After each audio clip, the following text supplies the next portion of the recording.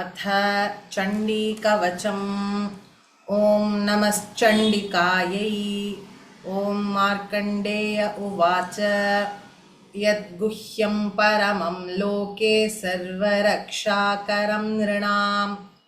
यन्न कस्यचिदाख्यातं तन्मे ब्रूहि पितामह। ब्रह्मोवाच। अस्ति गुह्यतमं विप्र सर्वभूतोपकारकं देव्यास्तु कवचं पुण्यं तच्छृणुष्व महामुने।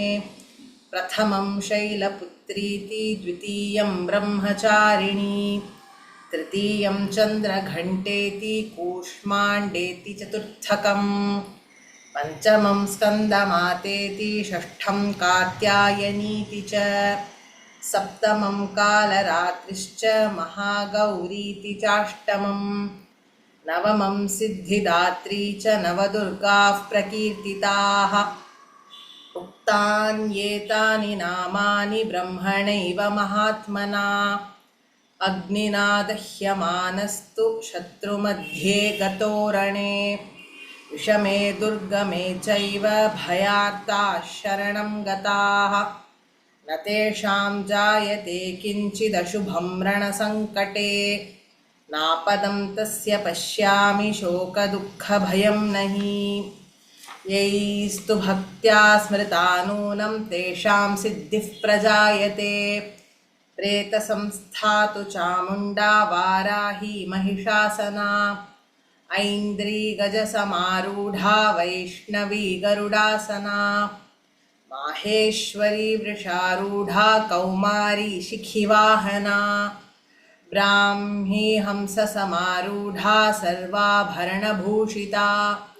नानाभरणशोभाढ्या नानारत्नोपशोभिताः दृश्यन्ते रथमारूढा देव्यः क्रोधसमाकुलाः शङ्खं चक्रं गदां शक्तिं हलं च मुसलायुधं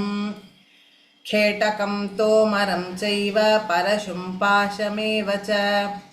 कुन्तायुधं त्रिशूलं च शार्ङ्गमायुधमुत्तमं दैत्यानां देहनाशाय भक्तानामभयाय च धारयन्त्यायुधानीत्थं देवानां च हिताय वै महाबले महोत्साहे महाभयविनाशिनी त्राहि मां देवि दुष्प्रेक्ष्ये शत्रूणां भयवर्धिनी प्राच्यां रक्षतु माम् ऐन्द्री आग्नेयामग्निदेवता दक्षिणेव तु वाराही नैऋत्यां खड्गधारिणी प्रतीच्यां वारुणी रक्षेद्वायव्यां मृगवाहिनी उदीच्यां रक्ष कौबेरी ईशान्यां शूलधारिणी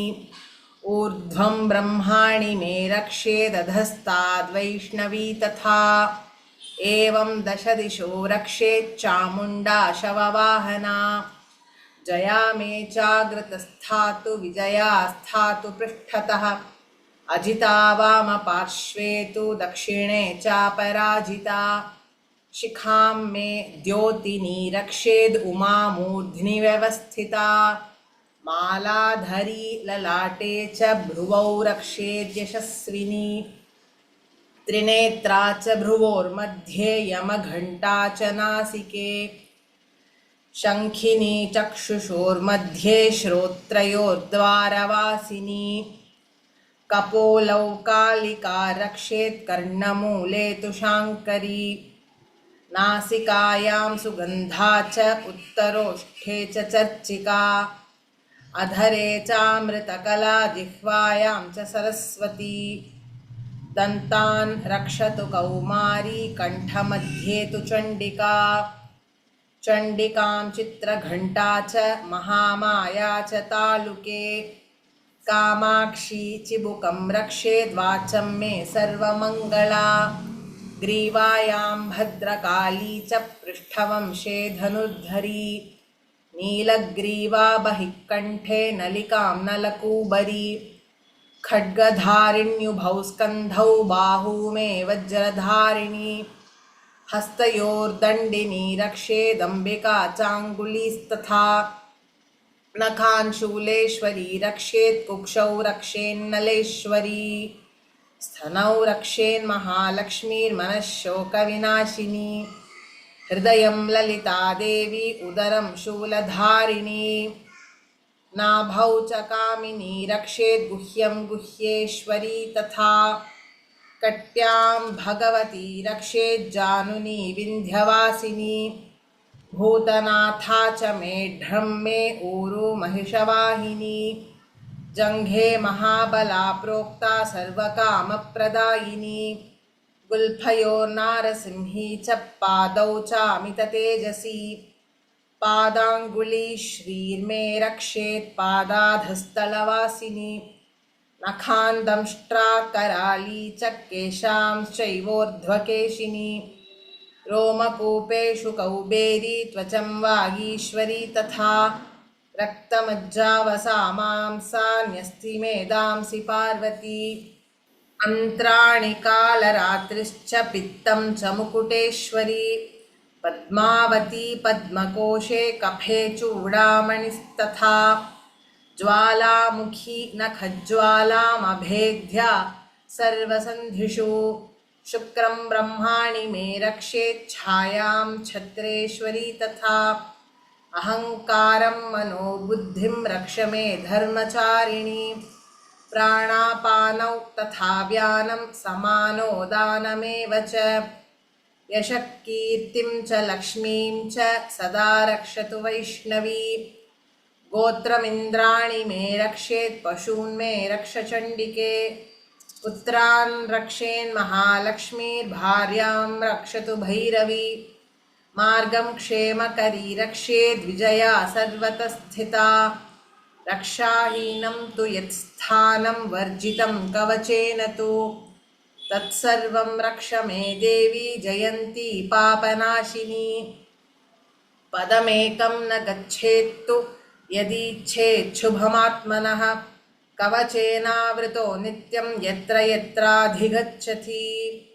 तत्र तत्रार्थलाभश्च विजयः सर्वकामिकः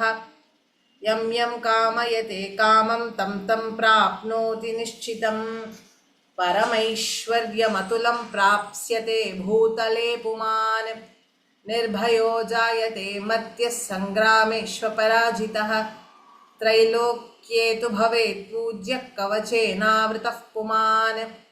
इदं तु देव्याः कवचं देवानामपि दुर्लभम्